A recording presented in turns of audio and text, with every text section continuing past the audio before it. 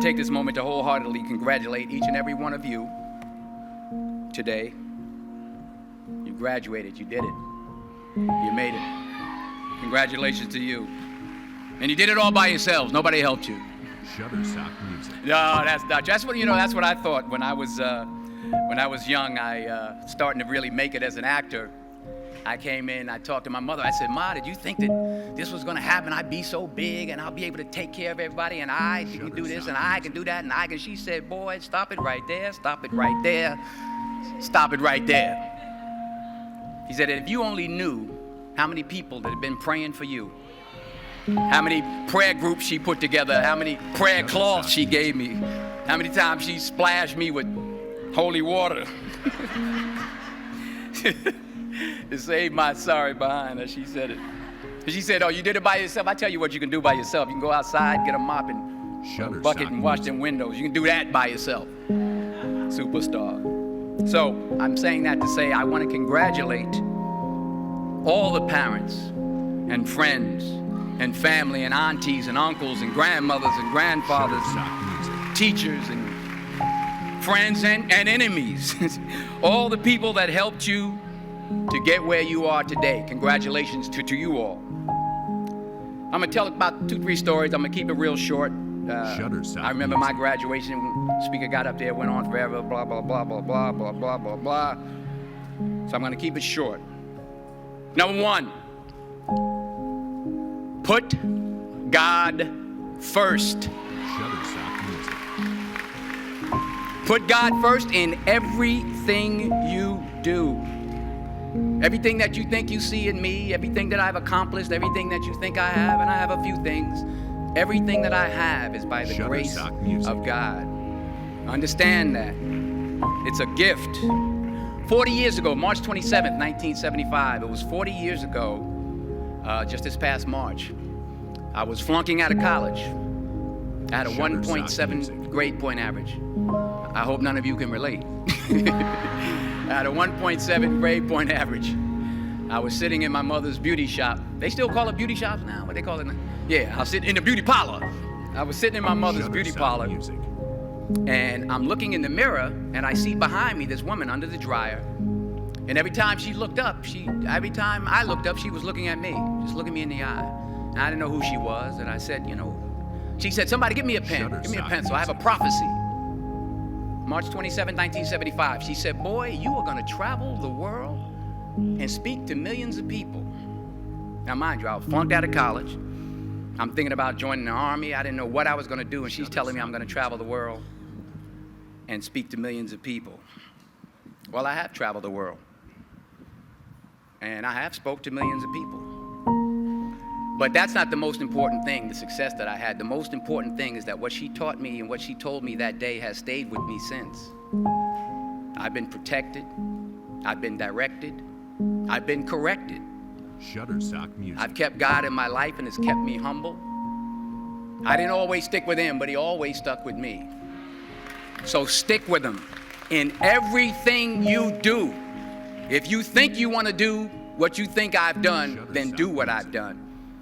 And stick with God. Number 2, fail big. That's right. Fail big. Today's the beginning of the rest of your life, and it can be very frightening. It's a new world out there. It's a mean world out there, and you only live once. So do what you feel passionate about. Take chances professionally. Don't be afraid to fail. There's an old IQ test, was 9 dots. And you had to draw 5 lines with a pencil within these 9 dots without lifting the pencil. The only way to do it was to go outside the box. So don't be afraid to go outside the box.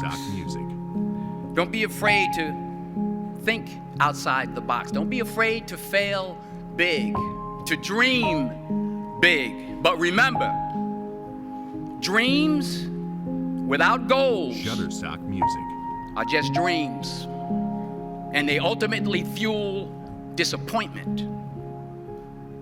So have dreams, but have goals. Life goals, yearly goals, monthly goals, daily goals. I try to give myself a goal every day. sometimes it's just to not curse somebody out. Simple goals, but have goals. And understand that to achieve these goals, you must apply discipline and consistency. In order to achieve your goals, you must apply discipline, which you have already done, and consistency every day, not just on Tuesday and miss a few days. You have to work at it every day. You have to plan every day. You've heard the saying, we don't plan to fail, we fail to plan. Hard work works. Working really hard is what successful people do.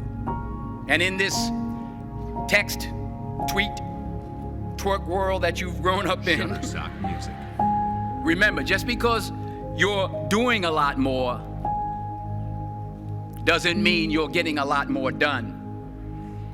Remember that. Just because you're doing a lot more doesn't mean you're getting a lot more done. Don't confuse movement with progress. My mother told me, she said, yeah, because you can run in place all the time and never get anywhere. So continue to strive, continue to have goals, continue to progress. Number 3, you'll never see a U-Haul behind a hearse. I'll say it again. You'll never see a U-Haul behind a hearse. I don't care how much money you make, you can't take it with you. The Egyptians tried it. They got robbed. That's all they got. You can't take it with you.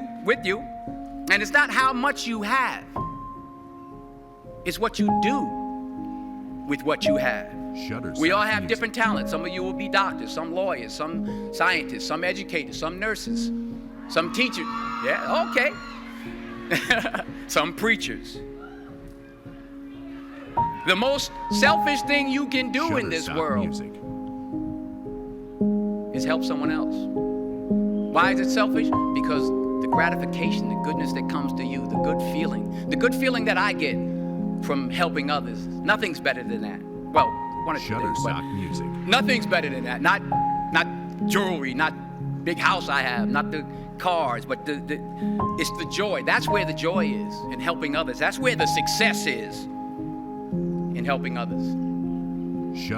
Finally, I pray that you put your slippers way under the bed tonight, so that when you wake up in the morning, you have to get on your knees to reach them. And while you're down there, say thank you for grace. Thank you for mercy. Thank you for understanding. Thank you for wisdom. Thank you for parents. Thank you for love. Thank you for kindness. Thank you for humility. Thank you for peace. Thank you for prosperity. Say thank you in advance for what's already yours. That's how I live my life. That's why I am. One of the reasons why I am today. Say thank you in advance for what is already yours. True desire in the heart for anything good is God's proof to you, sent beforehand to indicate that it's yours already. I'll say it again. True desire in the heart, that itch that you have, whatever it is you want to do, that thing that you want to do to help others and to grow and to make money, that desire, that itch, that's God's proof to you, sent beforehand already to indicate that it's yours. And anything you want good, you can have. So claim it. Work hard to get it. When you get it, reach back. Pull someone else up. Each one, teach one. Don't just aspire to make a living. Aspire to make a difference.